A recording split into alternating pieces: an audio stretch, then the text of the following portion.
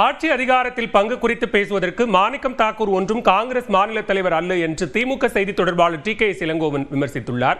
News 18 Tamil Nadu தொலைக்காட்சிக்கு பேட்டியளித்த அவர் தனது கருத்து காங்கிரஸ் கட்சியை பலவீனப்படுத்தும் என்று தெரியாமல் மாணிக்கம் தாக்கூர் பேசி வருவதாகவும் சாடினார்.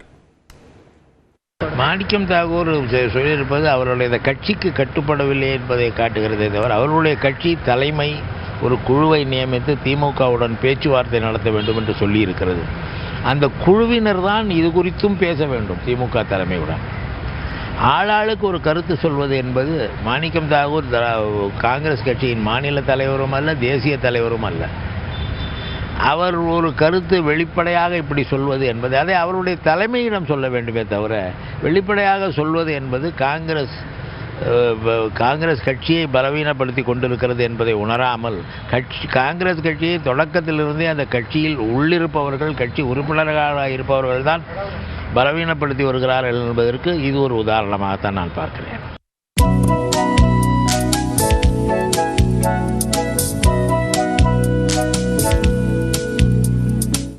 திருச்சியில் பிரம்மாண்டமாக நடைபெற்ற மோடி பொங்கல் நிகழ்ச்சியில் மத்திய அமைச்சர் அமித்ஷா கலந்து கொண்டு வழிபாடு நடத்தினார். 2 நாட்கள் பயணமாக நேற்று தமிழ்நாடு வந்த மத்திய உள்துறை அமைச்சர் அமித்ஷா புதுக்கோட்டையில் பாஜக மாநில தலைவர் நயினார் நாகேந்திரன் யாத்திரையின் நிறைவு விழாவில் கலந்து கொண்டார். தொடர்ந்து 2வது நாளான இன்று திருச்சி மன்னார்புரத்தில் உள்ள ராணுவ மைதானத்தில் நடைபெற்ற மோடி பொங்கல் விழாவில் அமித்ஷா பங்கேற்றார். அவருக்கு பரிவட்டம் கட்டி உற்சாக வரவேற்பு அளிக்கப்பட்டது. இந்த நிகழ்ச்சியில் 1008 பானைகளில் பொங்கல் வைத்து வழிபாடு நடத்தப்பட்டது.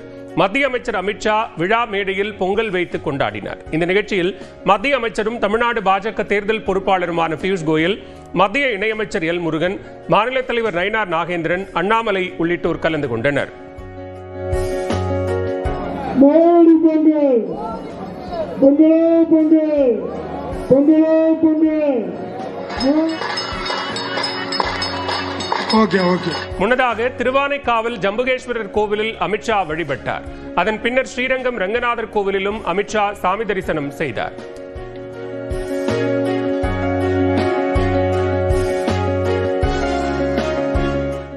திருச்சியில் அமித்ஷா தலைமையில் நடைபெற்றது பொலிட்டிக்கல் விழா அல்ல, பொங்கல் விழாதான் என்று பாஜக மூத்த தலைவர் தமிழிசை சவுந்தரராஜன் தெரிவித்துள்ளார். விழாவில் அதிமுக முன்னாள் அமைச்சர் SP வேலுமணி பங்கேற்றது குறித்தும் அவர் பதிலளித்துள்ளார். வரதான் செய்வாங்க கூட்டணினா அந்த தலைவர் வேற யாராவது பிரச்சனை. SP வேலுமணி தான் இன்னைக்கு திருச்சியில ஸ்பீச்சே கிடையாதுப்பா.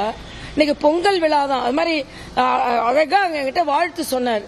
அனைவருக்கும் பொங்கல் வாழ்த்துக்கள்னு சொன்னார். அதனால அவருக்கு ஒப்புதல் இல்லாம அவங்க ஒரு ஸ்டேஜை போட்டு வச்சாங்க. பொங்கல் விழாக்கு வந்தாரா இல்லையா, எல்லாரையும் பார்த்தாரா இல்லையா? கல்லூரி மாணவர்களுக்கான மடிக்கணினி வழங்கும் உலகம் உங்கள் கையில் திட்டத்தை முதலமைச்சர் MK ஸ்டாலின் தொடங்கி வைக்க இருக்கிறார். தமிழ்நாட்டில் மாணவர்களின் முன்னேற்றத்தை கருத்தில் கொண்டு தமிழ் புதல்வன் திட்டம், புதுமை பெண் திட்டம், முதல் தலைமுறை பட்டமளிப்பு திட்டம் போன்ற பல்வேறு திட்டங்களை தமிழக அரசு செயல்படுத்தி வருகிறது. அதன் தொடர்ச்சியாக மாணவர்கள் நவீன உலகின் தேவைகளுக்கு ஏற்ப டிஜிட்டல் திறன் பெற உலகம் உங்கள் கையில் எனும் அறிவூட்டும் கருப்பொருளின் கீழ் கல்லூரியில் பயிலும் மாணவ மாணவியருக்கு 20 லட்சம் மடிக்கணினிகள் வழங்கும் திட்டம் செயல்படுத்தப்படும் என 2025-26 ஆண்டுக்கான நிதிநிலை அறிக்கையில் அறிவிக்கப்பட்டது. இத்திட்டத்திற்கு 2000 கோடி ரூபாய் நிதி ஒதுக்கீடு செய்யப்பட்டு அடுத்த 2 ஆண்டுகளில் 20 லட்சம் கல்லூரி மாணவர்களுக்கு மடிக்கணினி வழங்கப்பட உள்ளது. இத்திட்டம் மாநிலம் முழுவதும் 2 கட்டங்களாக நிறைவேற்றப்படுகிறது. முதற்கட்டமாக 10 லட்சம் மடிக்கணினிகள் வழங்கும் திட்டத்தின் தொடக்க விழா முதலமைச்சர் தலைமையில் மாலை 3 மணி அளவில் சென்னை நந்தம்பாக்கத்தில் உள்ள வர்த்தக மைய வளாகத்தில் நடைபெறுகிறது. இந்நிகழ்ச்சியில் அரசு பொறியியல், கலை மற்றும் அறிவியல், மருத்துவம், விவசாயம், சட்டம், பலவகை தொழில்நுட்பக் கல்லூரி, தொழில்துறை பயிற்சி போன்ற அனைத்து துறைகளில் இறுதியாண்டு பயிலும் மாணவர்களுக்கு மடிக்கணினிகள் வழங்கப்படுகின்றன. இதேபோன்று தனியார் கல்லூரிகளில் 7.5% இடஒதுக்கீட்டில் பயின்று வரும் மாணவர்கள், தமிழ் புதல்வன், புதுமை பெண் திட்ட பயனாளிகளுக்கும் மடிக்கணினி வழங்கப்படுகிறது. கல்லூரியில் பயிலும் இறுதியாண்டு மாணவர்கள் குறித்த விவரங்கள் அந்தந்த கல்லூரி நிர்வாகத்தால் எடுக்கப்பட்டு தயாராக உள்ளது. மாணவர்களுக்கு மடிக்கணினி வழங்குவதற்காக டெல், ஏசர், HP ஆகிய நிறுவனங்களுடன் ஒப்பந்தம் செய்யப்பட்டுள்ளன.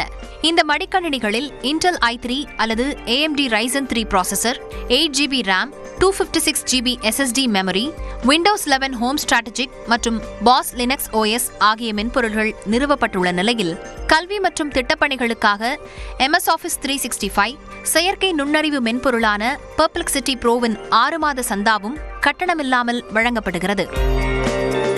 ஒவ்வொரு மாணவருக்கும் உயர்தர மடிக்கணினி பையும் வழங்கப்படுகிறது. விலையில்லா மடிக்கணினிகள் கல்வி வளர்ச்சிக்கு மட்டுமல்லாமல் வேலைவாய்ப்பு உருவாக்கத்திற்கும் சமூக பொருளாதார முன்னேற்றத்திற்கும் நேரடி ஆதாரமாக உதவும் என்றும் தமிழ்நாடு அரசு தெரிவித்துள்ளது. முதலமைச்சர் மு க ஸ்டாலின் இத்திட்டத்தை தொடங்கி வைக்கும் நிலையில் பிப்ரவரி மாத இறுதிக்குள் 10 லட்சம் மாணவர்களுக்கு மடிக்கணினி வழங்க திட்டமிடப்பட்டுள்ளது. கடந்த 4 நாட்களாக ஏற்ற இறக்கத்துடன் காணப்பட்ட தங்கத்தின் விலை இன்று சவரனுக்கு 640 ரூபாய் உயர்ந்து விற்பனையாகிறது. சென்னையில் ஆபரண தங்கம் சவரனுக்கு 640 ரூபாய் உயர்ந்து ஒரு சவரன் 1,04,440 ரூபாய்க்கும், கிராமுக்கு 80 ரூபாய் உயர்ந்து 12,680 ரூபாய்க்கும் விற்பனையாகிறது. வெனிசுலா மீதான அமெரிக்காவின் தாக்குதல், அதனால் சர்வதேச அளவில் ஏற்பட்டுள்ள அரசியல் மாற்றம் உள்ளிட்ட காரணங்களால் தங்கத்தின் மீதான முதலீடு அதிகரிப்பதே விலை உயர்வுக்கு காரணம் என கூறப்படுகிறது. அதேபோல் வெள்ளி விலையும் அதிரடியாக கிராமுக்கு 8 ரூபாய் உயர்ந்து 1 கிராம் 265 ரூபாய்க்கும், கிலோவுக்கு 8,000 ரூபாய் உயர்ந்து 1 கிலோ 2,65,000 ரூபாய்க்கும் விற்பனை செய்யப்படுகிறது. தங்கத்தை காட்டிலும் வெள்ளி மலிவான முதலீடாக கருதப்பட்டு அதனை வாங்கி குவிப்போரின் எண்ணிக்கை அதிகரித்ததே சர்வதேச அளவில் வெள்ளி விலை உயர்வுக்கும் காரணமாக கூறப்படுகிறது. வெனிசுலாவில் ஏற்பட்டுள்ள அரசியல் நெருக்கடியால் இந்தியாவில் பெட்ரோல் டீசல் விலை அதிகரிக்குமா என்ற அச்சம் எழுந்துள்ள நிலையில் இதுகுறித்த கள நிலவரத்தை அலசுகிறது இந்த தொகுப்பு.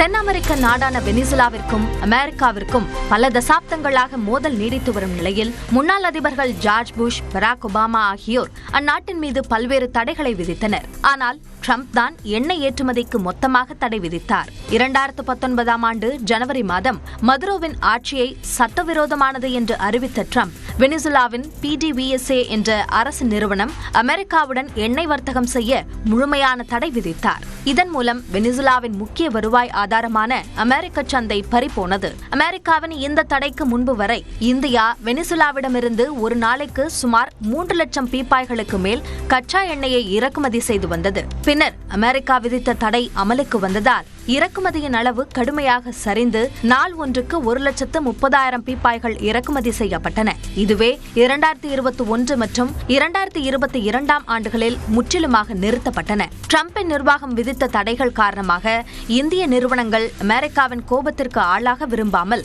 இறக்குமதியை முழுமையாக நிறுத்தின.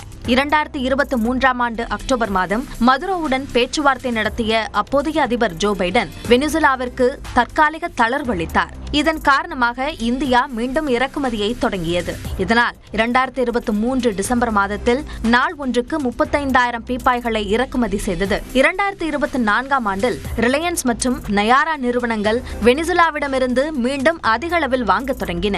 இதனால் இந்தியாவின் இறக்குமதி அளவு நாள் ஒன்றுக்கு 1,40,000 பீப்பாய்கள் என்ற அளவை எட்டியது.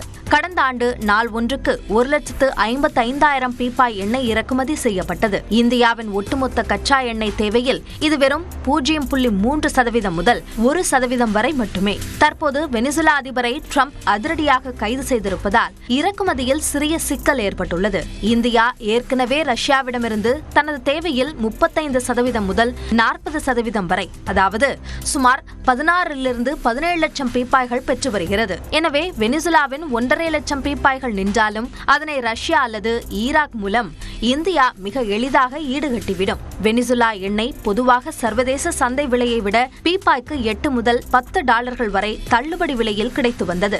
இந்த இறக்குமதி நின்றால் எண்ணெய் நிறுவனங்களுக்கு சிறு நஷ்டம் ஏற்படலாமே தவிர சாமானிய மக்களுக்கு பெட்ரோல் விலை உயரும் அளவுக்கு பெரிய பாதிப்பை ஏற்படுத்தாது. உலகளவில் மொத்த எண்ணெயில் வெனிசுலா 17% கொண்டுள்ளது. ஆனால் மொத்த தேவையில் அந்நாட்டின் பங்களிப்பு வெறும் 1% மட்டுமே.